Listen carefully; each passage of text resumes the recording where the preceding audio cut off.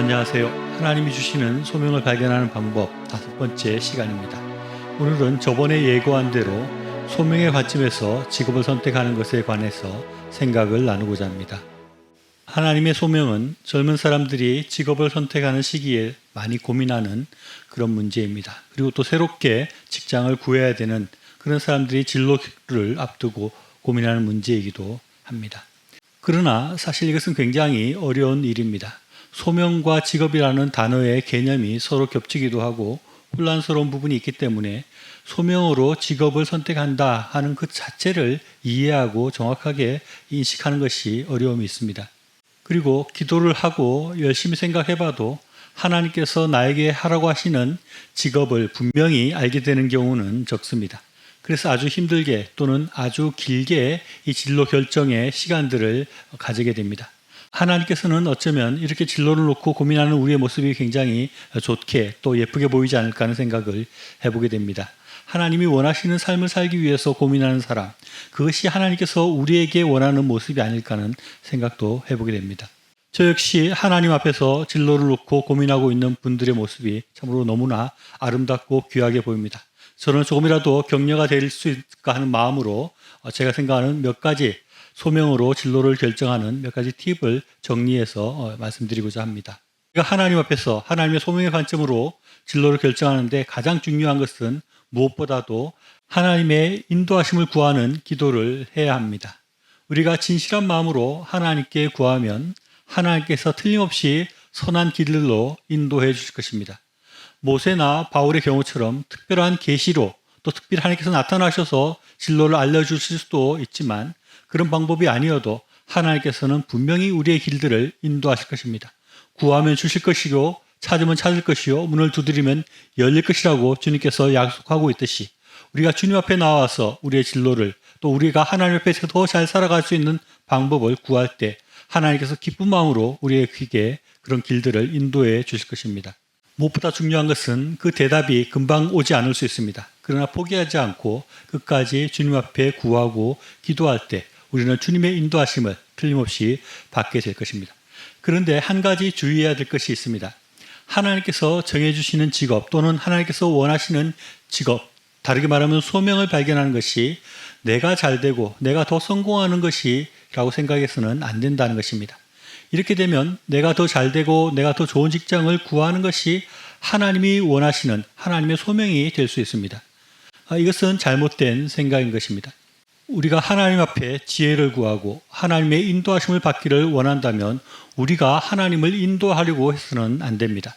예수님께서는 모든 것을 버리고 나를 좇으라고 말씀하셨듯이 우리의 욕심을 버리고 하나님께서 나의 삶 가운데 나에게 원하시는 것이 무엇인지를 진지하게 나의 모든 것들을 내려놓고 기도해야 합니다.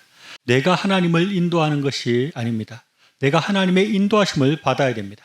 그렇다면 나의 욕심과 나의 가진 생각들과 내가 가지고 있다는 것들을 내려놓을 수 있어야 됩니다. 주님께서 나를 움직일 수 있도록 나를 비워서 나를 가볍게 해야 되는 것입니다. 이렇게 할 때 우리는 주님의 뜻을 발견할 수 있게 되고 하나님께서 이끄시는 그 직업의 길로, 그 진로의 길로 나아갈 수 있게 될 것입니다. 두 번째 생각해야 될 것은 내가 가지게 된 것들, 내가 경험한 것들, 그래서 나에게 훈련된 것들을 생각할 때 우리는 하나님께서 주시는 진로를 발견할 수 있습니다. 모세가 40년 동안 궁중에서 생활한 것과 또 이후에 40년 동안 광야에서 생활하고 훈련된 것은 그의 소명인 출애굽의 리더로 일할 때 그것들이 도움이 되고 그것들이 사용되었습니다. 하나님께서 미리 모세에게 그런 것들을 훈련했다고 할 수 있습니다. 또 사도 바울의 경우도 그가 젊은 시절 학문을 갈고 닦은 것이 여러 가지 교리들을 세우고 또 서신서를 통해서 그 교리들을 설명하는 것에 도움이 되었을 것입니다.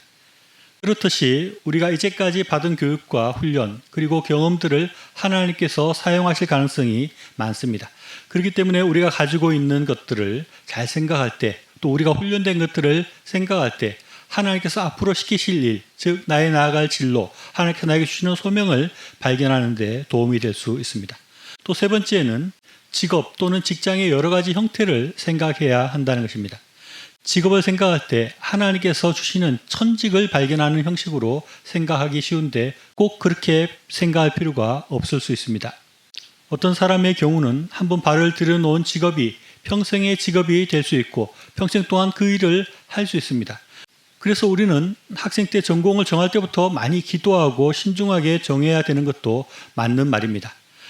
그런데 요즘 시대에는 직업이 얼마든지 바뀔 수 있다는 것도 우리가 생각할 필요가 있습니다. 어떤 사람의 경우에는 직업을 가지고 직장을 가지고 있지만 그 일보다 더 중요한 소명이 있을 수 있고 또 직장 밖에서 하나님께서 그에게 주시는 소명이 있을 수도 있습니다. 그리고 평생이 아니라 일정 시간 동안 그 직업을 가지고 또 다른 직업으로 바꾸는 것이 하나님의 소명일 수도 있다는 것을 우리가 생각해야 하는 것입니다. 예를 들어서 교사의 경우 어떤 사람은 전적으로 교사로서의 소명이 있는 사람이 있을 수 있을 것입니다. 평생 동안 교사로서 사역하면서 학생들을 섬기고 또 잘 가르치는 것이 그의 소명일 수 있습니다. 그런데 또 어떤 사람의 경우는 같은 교사이지만 교사로서의 소명이 반쯤 있고 또 그가 교회에서 또 교회 교사로 아니면 찬양대로 섬기는 것이 그의 소명일 수도 있습니다. 또 어떤 교사는 교사로서의 소명도 있지만 그 밖에 다른 곳에 더 큰 하나님께서 시키시는 일이 있고 그곳에 소명이 있을 수도 있다는 것입니다. 그리고 네 번째로 생각해야 될 것은 그런 맥락에서 소명이 계속 발전하고 변할 수 있다는 것을 생각해야 됩니다. 진로를 생각할 때 우리에게 어려운 것 중에 하나는 하나님의 분명한 소명을 깨달아야 된다는 것과 또 이것을 정하면 바꿀 수 없다는 생각이 우리의 진로를 결정을 어렵게 만들기도 합니다. 그러나 저는 너무 그렇게 무겁게 생각할 필요가 없다고 생각합니다. 하나님은 우리에게 한 번만 말씀하시고 또 하나의 소명만 주시는 것이 아니라 계속해서 우리에게 할 일을 주시고 또 우리의 삶을 한 번만 말씀하시고 마는 것이 아니라 계속해서 우리에게 말씀하시고 계속해서 우리의 삶을 인도하십니다. 그래서 이때는 이런 일을 시키시고 또 그 일이 끝난 다음에 다른 일을 시킬 수도 있고 또 이런 직업을 가지지만 다른 소명을 주실 수도 있다는 것을 우리가 생각해야 되겠습니다. 그래서 우리는 직업을 선택해야 할 때뿐만 아니라 직업을 정하고 직장 생활을 이미 하고 있을 때라도 우리는 늘 하나님 앞에서 우리가 어떻게 살아야 되는지를 고민하고 그것을 하나님 앞에 묻는 기도를 해야 됩니다.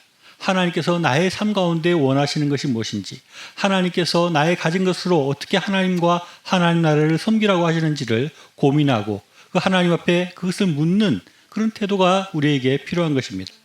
하나님은 살아계셔서 지금도 이 세상을 주관하고 다스리십니다. 그리고 우리를 사랑의 눈으로 지켜보고 계십니다. 하나님을 위해서 더 잘 살기를 고민하고 구하는 우리에게 하나님께서 기뻐하시는 일을 위해서 나의 삶을 어떻게 드릴까를 고민하고 구하는 자에게 하나님께서 틀림없이 좋은 길들로 인도하시고 가장 좋은 것들로 채워주실 것입니다. 시청해 주셔서 감사합니다.